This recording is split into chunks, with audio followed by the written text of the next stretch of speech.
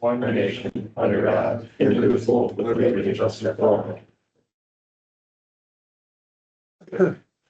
Hey, folks, we are live and recording. We basically have one matter on the agenda for this meeting, and that's to discuss and get some input from fire officials and so forth about possible options for Brookside in terms of speed control. So with that being said, I don't know how we want to proceed. If we want to go with the presentation first and then input from you folks. Sounds good with me, if that's good with you. Seems Yeah, like the I think the logical way to do it. Yeah, that way the chief and everybody has an idea of what the options are, and then we'll kind of have that discussion. Okay, Thank you. okay, yep. One kind of general statement first. I gave the presentation to the township, maybe about a month and a half, 2 months ago. This is the same presentation that I'm giving today, but I'm not gonna hit in as much detail. The township, we talked about a lot of different options and the data that went into this and all types of stuff that you guys could probably care less about. So, we're gonna hit the background, basically what the alternatives are that are still being considered, and then look to get your input on those things. Feel free to stop me at any time. We'll have this being interactive. Jacob's here to take input that we're getting on the alternatives and from the stakeholders that are here.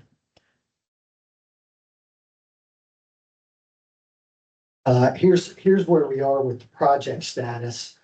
The objectives to review traffic calming measures from McVey Boulevard. There's one other street segment in Brookside also involved in a minor segment, and we'll talk a little bit more about that. This is the steps that have gone on in the process and those that are yet to be conducted. There was a significant amount of data collection that went on. Data collection by our company. The township did some speed data collection.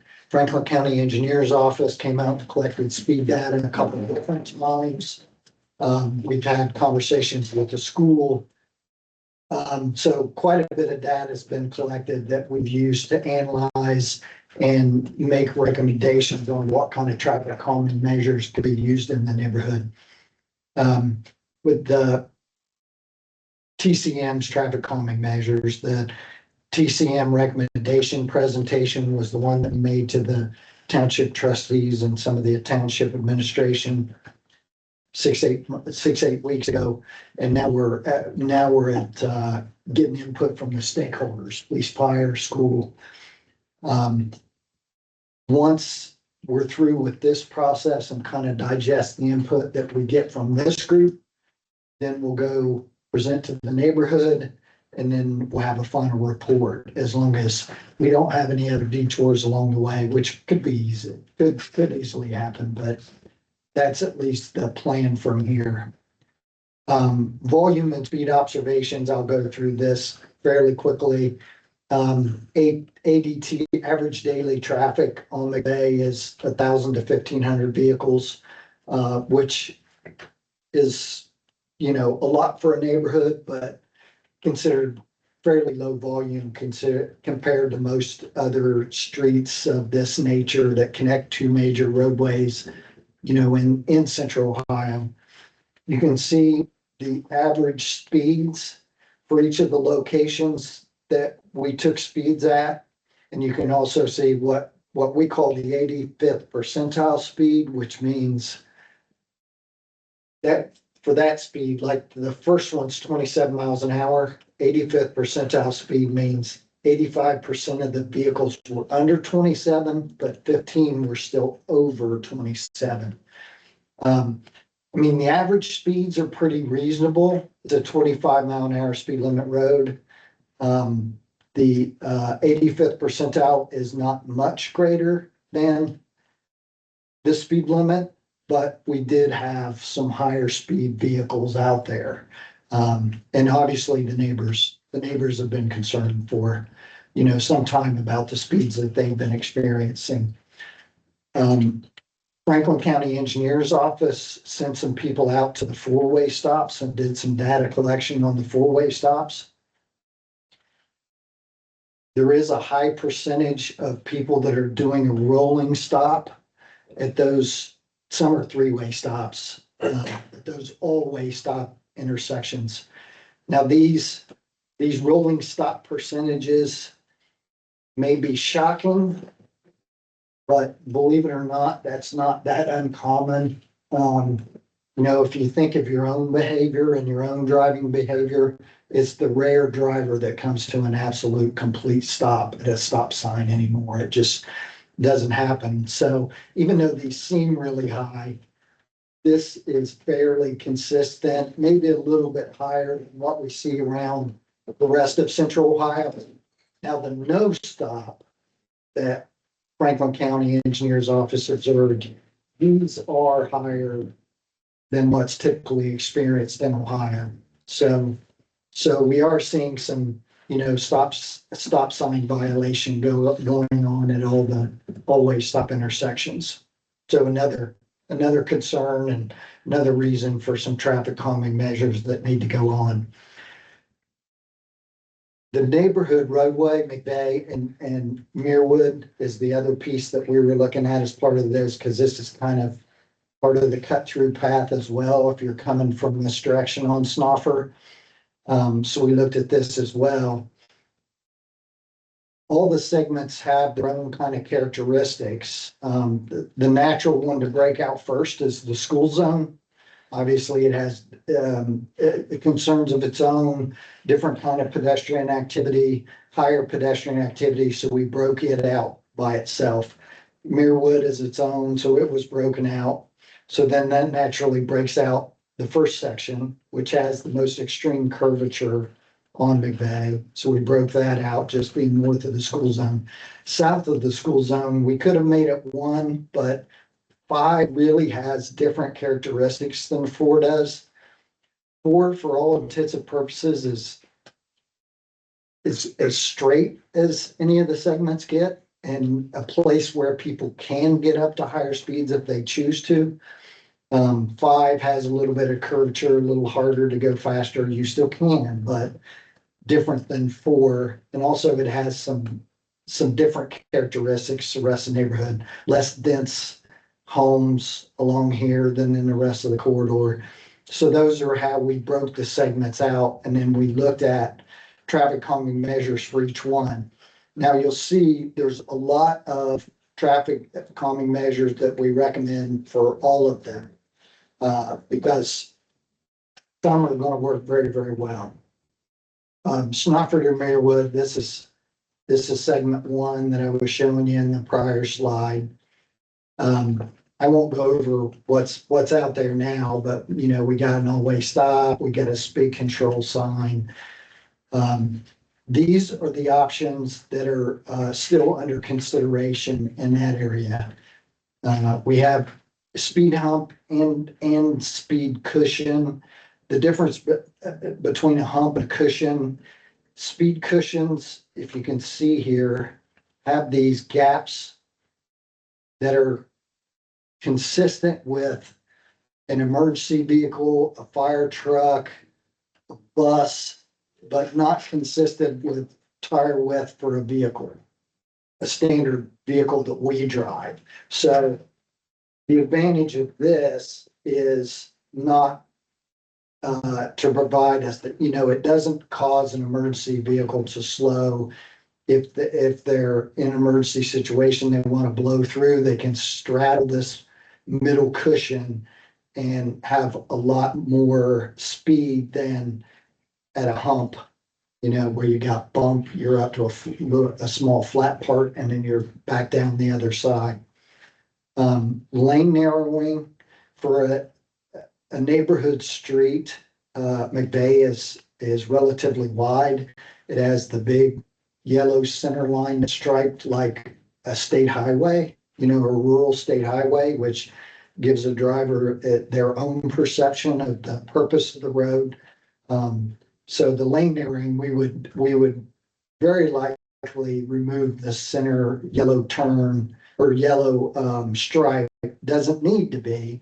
And actually, if it stayed in, it would make drivers even feel more compressed and potentially lead to more slowdown. But lane narrowing is well proven to slow drivers. Intersection speed table at Muirwood, similar to a speed hump, which is up a little few feet of flat and then back down. An intersection speed table is up, flat through the entire intersection and then back down on the other side. The advantages of those are, we're having all these no stops at some of the all-way stops. So it could improve the stopping at some of the all-way stops. And then it also, if it's three-way intersection, we're getting bumps for three roads instead of just through on McVey. There were some options that we looked at and dismissed, but since we're primarily looking for input from you guys on the things that are still in consideration, I'll just kind of continue through on those and not go into detail on other things that we looked at. Speed humps, I'll just talk a little bit about this. Advantages, reduces speeds without the need for enforcement. They're very durable, relatively low cost compared to some other traffic calming items. Compatible with roadway drainage, there's no utility impacts. There are some disadvantages. It can increase some roadway noise because you're still bump up, bump down. There's a little bit of tire noise involved. If we do the actual humps, there's response time issues with emergency vehicles. Buses have no problem traversing one of these, but it does slow a bus down, which depending on who you're talking to is a benefit or a disbenefit. Some impact to plow operations, but being that the township is, it's not like an ODOT plow driver that might have 100 miles assigned to him. The township plow drivers are likely to get very familiar with where these are, but something that we want input on and part of this stakeholder meeting purpose. And then we need to fit them in between driveways. You don't want one right at a driveway. Speed cushions, pretty much the same advantages and disadvantages, except what I talked about before is it can be traversed by bus, larger response vehicles. With the width of this is set to those vehicles, but your standard pickup truck, passenger vehicle cannot traverse it. Now they can put one wheel in the gutter and the other one almost off the cushion. But it's still, there's going to be a speed reduction involved. One other small disadvantage with this one is, the plow drivers will tell you there's no way they're getting snow out from in between those two unless they're jumping out with a shovel, which is not going to happen. Because they got bigger fish to fry when there's 6 inches of snow. The intersection speed table that I was talking about, similar advantages and disadvantages to bumps and cushions, but pretty much same advantages. The only other additional disadvantage, larger vehicles with large turning radii that come across one of these that are high, like if a semi were to come through here, which we're not going to have, but a vehicle that's higher like that, as they turn and some wheels are up and some wheels are down, you can get a sway from a large vehicle. It's not anything that causes any overturning or anything like that, but it can be a concern for a driver and something that they're not all that, they could do without it, it is the opinion we get sometimes. Lane narrowing, I talked a little bit about the benefits of this, but it's very, very low cost alternative. leads to speed reductions, and that's been well proven around the country in places that have done it. There's a lot of local central Ohio locations that have done that. Columbus, as well as a lot of suburbs, have done some lane narrowing. Cincinnati's even done it on some of their major arterials, which has been controversial, but very successful at reducing speeds. There is some increased potential for sideswipe crashes as there's just less room for two vehicles to pass. Now, obviously, they can cross over the edge line, and it's a slight disadvantage. I've not ever seen that locally become a big concern. Muirwood itself, there is a speed limit sign there, and that's about the only thing that exists there now.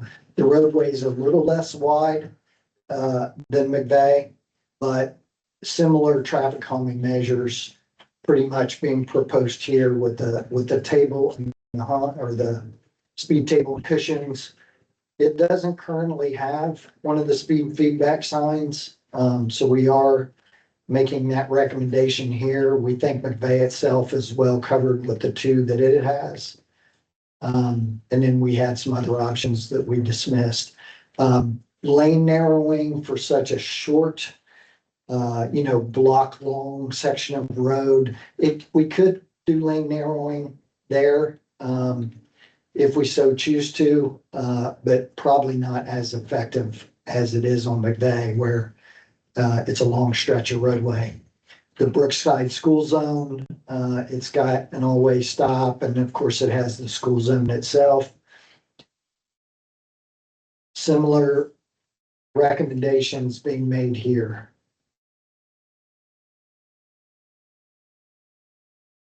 We go to McVey Court to McVey Boulevard, which was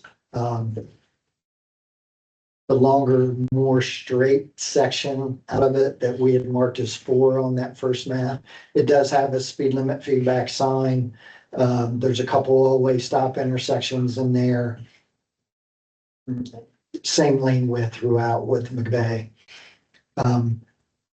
Same recommendations there, except we have an intersection table that we can put here.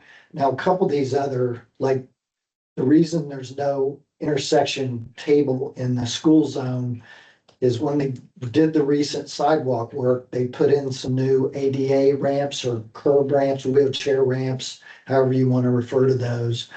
And those, because those were just put in, if we put in a raised intersection, all of a sudden the intersection is not going to be ADA compliant anymore. If we do the table first and then put the ramps in to be compatible with the raised intersection, we could do that. But now that we're after the fact, so there's no raised intersection in this section because of those new ADA ramps that came in, or we probably would have recommended raised intersections. John, a lot of times we'll try to make the Oh, I intersections didn't know. smaller. Yep, sorry. The raised intersection smaller so they don't include the crosswalks. So if you can still raise the intersection but not include the crosswalks, you don't have to worry about any of that lines. That's something. We'd have to look at it and see where the Yeah. crosswalks are in relation to the intersection. Okay. But if the crosswalks go up and over the raised part, it gets tricky because it can't be more than 5% of a running slope. Right. And the cross slope has to be less than 2. So it gets real tricky. So we usually try to leave the crosswalks out of the raised part. Okay. And we can definitely take a look at that and see if we can, the whole intersection wouldn't be raised, but there's no reason the entire intersection has to be raised, just as long as the vehicle path is, we get the same effect. So thanks for that. And in the southernmost section is McVey Boulevard West down to 161, which is the sort of the less dense homes, and then there's some slope here and a wooded section, and it goes downhill. Everything else is relatively flat. So this one has a little different characteristics. There is a speed limit sign in that segment, but that's the only control feature. Speed humps and speed cushions again. This is the only segment where we recommended any kind of median, call it a median treatment. But because of the way the homes are there, and there's a lot more green space, we could potentially do a little bit of widening for something like a splitter island, which again, its main purpose is to cause a little deflection in the vehicle path. It's no longer a straight shot if you do a splitter island. And then also it can be used to create narrower lanes in itself. And in this segment, all the other speed feedback signs are further to the north. So it could be a good location for another speed feedback sign in that area. Splitter Island's the only one I didn't talk about before. Again, reduces speeds without need for enforcement, promotes driver alertness because it deflects your path. Slight impact of plow operations, again, that the drivers would have to be aware this is here, 6-7 inches of snow will bury this. And we need to fit it between driveways. Which is not a huge issue. We see here the driveways are pretty closely spaced and they put them in. I'm not sure where this location is, but can obviously be done. Options that were considered and kind of dismissed for all the segments, but are commonly brought up as a traffic calming measure. Just your plain old speed bump. This could be asphalt. It can be a temporary thing that's nailed down the way this one is. These are rarely ever used anymore, except you'll see them in parking lots. They create a lot of noise is the biggest problem. About 15 years ago, Columbus was putting them in every neighborhood where there are complaints. And about 5 years after that, they went through and took them all out because residents were up in arms, especially the ones that lived close to the vicinity of them. It's just bump all night long. So that's why we're using the speed tables and other things. The amount of noise is a lot less. This looks similar to what we were recommending before, except this has no flat portion on top. So it's more of a straight up, straight down kind of bump. Again, something that's rarely ever used anymore. Just about everybody's using the traffic control feature that has a flat section on top. And probably if you've driven on any of these roads in Central Ohio that have these kind of things, you've probably been in contact with several of these kind of traffic control measures. There's a lot of measures like the median treatment that we were talking about before that just deflect the driver's path so something isn't a straight shot. But these kind of situations, like a chicane that kind of diverts people over and then it diverts them back, it is just artificially puts curvature in the roadway, which can slow drivers down. But since we have a lot of pedestrian and bike activity along the edge of the road, this is not very compatible with that. We don't want, it's just more difficult, especially for recreational cyclists, which is what we tend to see in the neighborhood, or children that are biking. Are they just gonna come right out in the middle of the road and go around? So probably not anything we would want to utilize here. This is similar to that. This is called an intersection bump out, where again, you're just putting some artificial feature in an intersection. This is very similar to some of the T intersections we have along McVey. But again, it's gonna, push pedestrians and bicyclists sort of out towards the middle of the road, which is probably not something we want in this neighborhood. Neighborhood traffic circles. This is different than a roundabout. Roundabouts tend to be quite a bit larger. This can be very, very small. Columbus has just put some large planters in the middle of some of their neighborhood intersections. But the intersections along McVey are small enough that if you have to make room for something like this, we still may be affecting the edges of pavement and or any ADA curb ramps that are in the area. So this wasn't something that we felt was gonna give us the best performance compared to the other measures along McVey.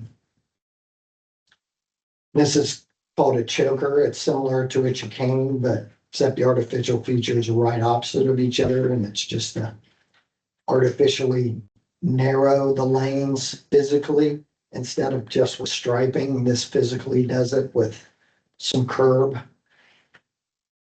So again, this would, our pedestrians and cyclists that are using the edge of the road along McVey, again, they're gonna kind of get pushed out around this as well, which is probably not something that we want for this area. And that is the end of the presentation. So what I'd like to do, if it's okay with the township, please shout out if you want to go in a different direction. But we'd like to just kind of hear what everybody's thoughts are on how it's going to affect your operations. Are some better than others? Are there other things you've seen in Central Ohio utilized that have been good for your operations that maybe we didn't consider? Because we don't know absolutely everything. There was pretty extensive research done with this, and we got input from Franklin County Senior Presentation. You know, they had some tweaks that we made to it to be more compliant with what City of Columbus is doing currently. So what's everybody think? Well, I think the highest ranking official here should go first. So that would be Keith. I'm the lowest. So my thought on it first, initial thought is a couple things. We attempted those, the speed tables with the spaces between them in Worthington. And we found that a Honda Civic is perfectly between the ones that we had, and it was almost like a game then where people would speed up and go between them. So, and it really didn't change the outcome or how we were able to manage them with large apparatus. Obviously, it wasn't as much of a bump, but we still had to slow down to get into the speed tables. They're not as aggressive as a bump, but we do have issues. But if we go over them too fast, that will disrupt our equipment that's stored inside of our vehicles. What I see with these, if the lane narrowing is an option, I think that from my point of view is probably the best choice because of the fact that we can take some space out of the bike lane or whatever it is next to us if we need to.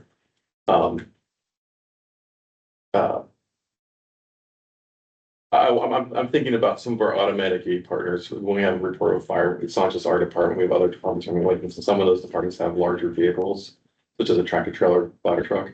And like this, like the ones in the intersection, I don't know if that would work for that. I think it would really disrupt their vehicles. So this is my thoughts as that came to my mind.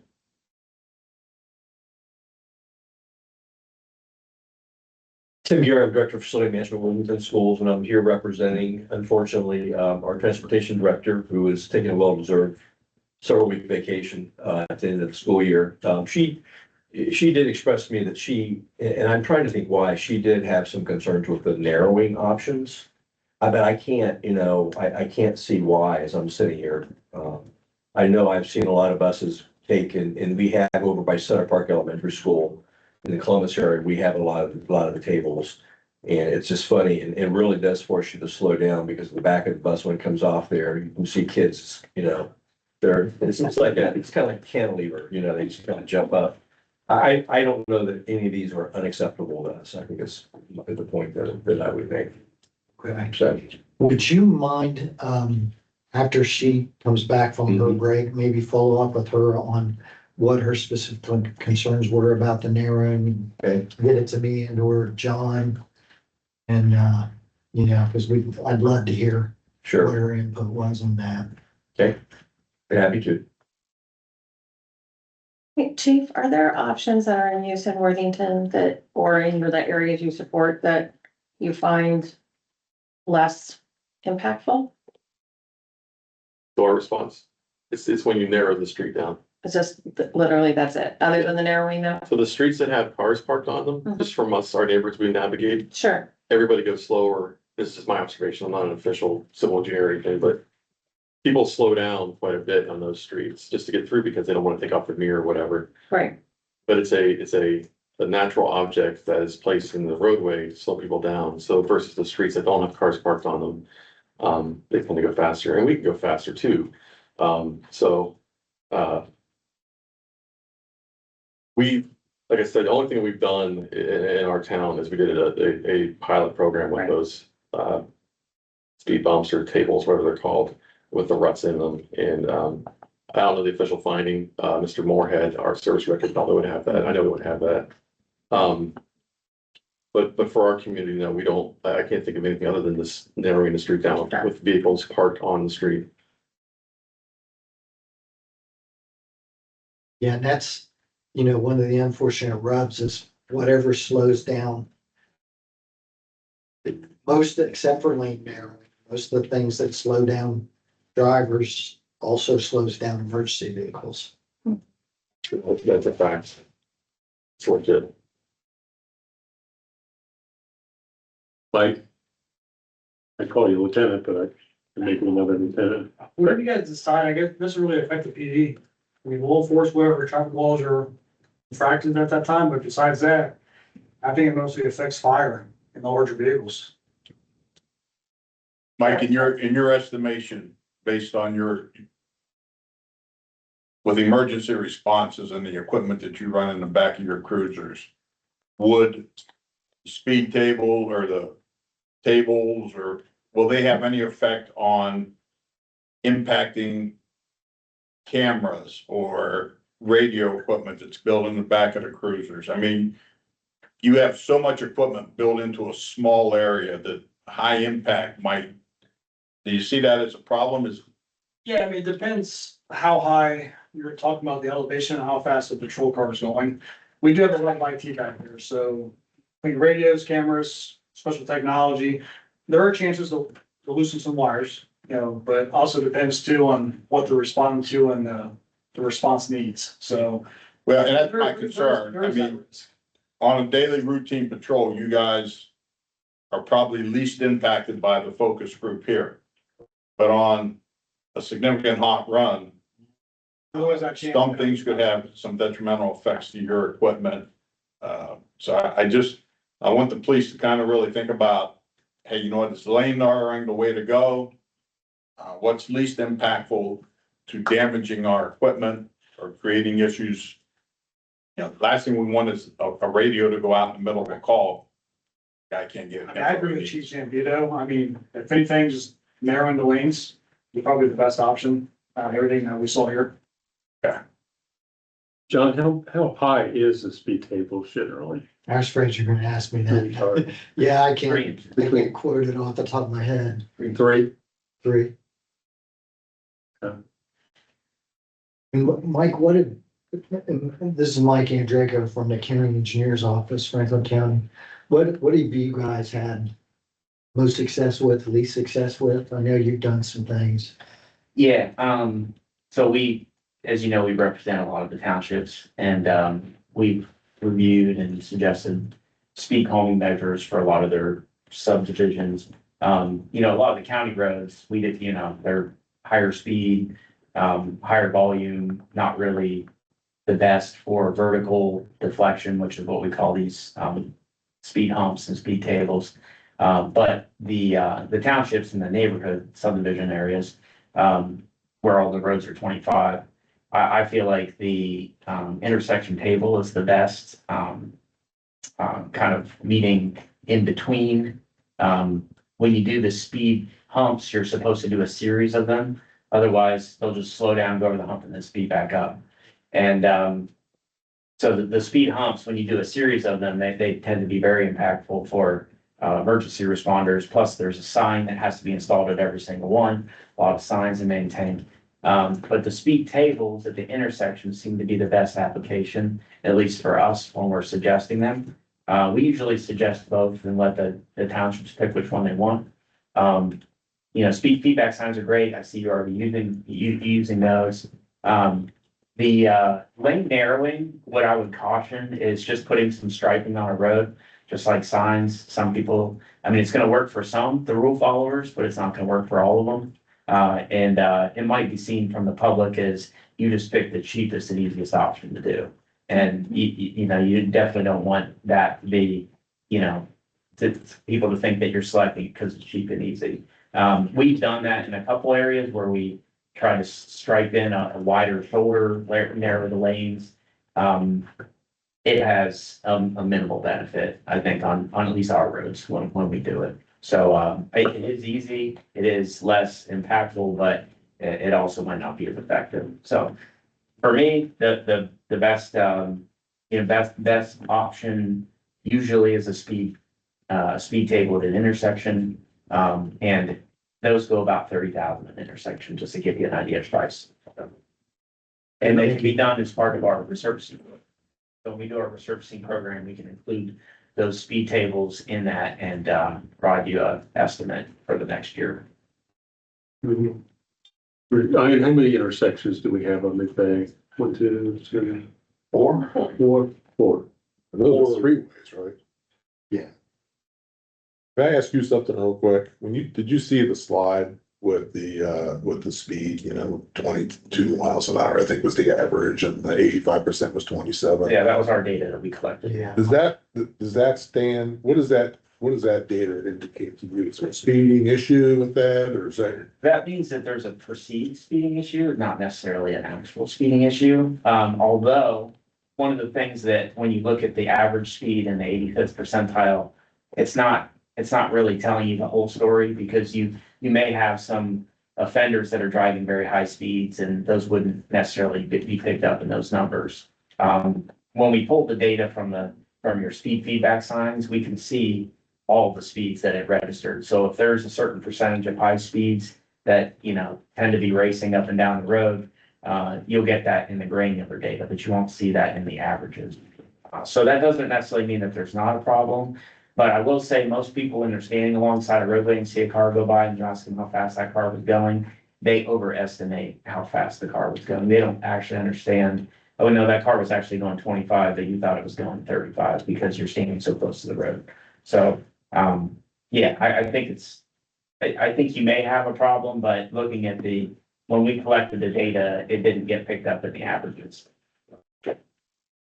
But we've seen those numbers in the Yeah. granular data, and I can't remember what the highest, but I remember there was one that was like, I don't know, it was in the 50s. At Ridiculous, least, yeah. Yeah. I mean, from my Beat 'em. standpoint, and I know that this can't accommodate what's future, but my big thing is the volume. That could potentially, you got the, community across McVey.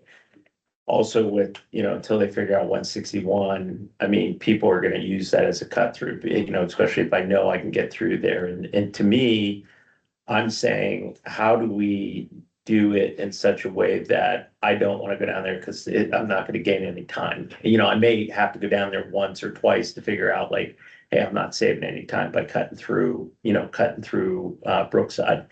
So my thing is like, and that's where some of these, you may not need all of the things to put in, but one of the questions I had is like on the school zone was why a choker or a chicane wouldn't be appropriate for that section, because like I could see, especially with all the kids congregating and, parents slowing down to pick up, and I don't know what the future school plans are, because right now you're parking in and you gotta back out on a McVey.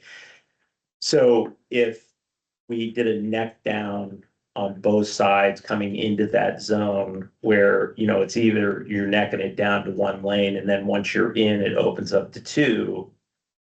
Like, why would that not be an option for just, I'm just saying that zone? Or do you do that maybe in multiple occasions where, again, I'm looking at the volume that could potentially happen, and it's like, I don't want to do that. I'll find a different route. That's where I'm at. It's like, how do we cut down on the potential volume that McVey, like, again, your speed comment, like, speeds, we're not seeing that 15%. And they could be really high speeds, but that's, I'm looking at the 85%, but it's what's not being accounted for is the volume on this that could potentially happen. And if I may add on to that, then also to not incent going down Merwin or going down, Millbrae or the other roads, like we really obviously want to just have them avoid. And then again, given plans to potentially expand the size of Brookside, if that's still on the radar, then we're looking at having more traffic to deal with there. Right, so Potentially. potentially. And if I can, we haven't heard from you. I mean, of the options, and you guys are probably the ones that will be most impacted. Our plowing operations will adapt to, the speed tables, speed humps. We're not gonna be hitting them hard, so. And the trucks are gonna slow You down. take out a couple of those planter things, so wouldn't you? Or the speed hump. Right. I like the option of the speed tables, the intersection tables. Does the lane narrowing affect? I don't think it's gonna affect us. The only thing that I worry about is oncoming drivers already have a problem spotting our plow. So if they're going off the line, coming over, they're not gonna be looking at our plow. And our plow is gonna be out there. We might be hugging the edge of the road, but they're still pushed over. And we do run an 11-foot plow in Brookside. Okay. Just think things that need to be considered, John. Um, And on a snow covered road, you wouldn't see the lines anyway. Right. yeah, The other question I have for your guys, if we were to use some type of choker system, even around the school, will that affect your ability to get through there with an 11-foot blade? as long as, well, it would affect it. I mean, if you're curbing both sides of that lane, I don't know what the actual width of the plow is angled. We would have to make sure that we can still fit through there, Okay. or we'd have to lift through that choker and we'd be leaving, Awesome. at least 6 inches. Yeah. Okay, just things that we hadn't discussed, but I think are important for John to consider. Yeah. Another thing to consider on like the island, like the splitter, the lane splitter, and these chokers, they're gonna be something. If you drive around Columbus at any given time, the signage in those islands are knocked down, so that's an additional maintenance cost. Yeah, Yeah, I will say, you had mentioned the traffic circle, the intersection, the neighborhood traffic circle. Prairie Township installed one for those, and they've been working with us on how they can get it removed, so those. And one of the reasons is it's a bunch of signs right in the middle of the road, and they get hit all the time. And residents think they're stupid, and they turn left and they go the wrong direction, and so, yeah, the intersect, I know those get a lot of complaints, so. It was good to see that you crossed those off the list, but. And I will say that the curb extensions are usually really good at narrowing, the roadway, but you don't have curb on most of those roadways, so you really don't have the ability to use curb to narrow the road. So you gotta use striping, and then the striping just is it's not as effective as pulling the curbs in. I think it was mentioned on-street parking is always a good speed calming, but, obviously you don't have the ability to on-street park here either, since you don't have curb and the roadway's not sufficient width, so.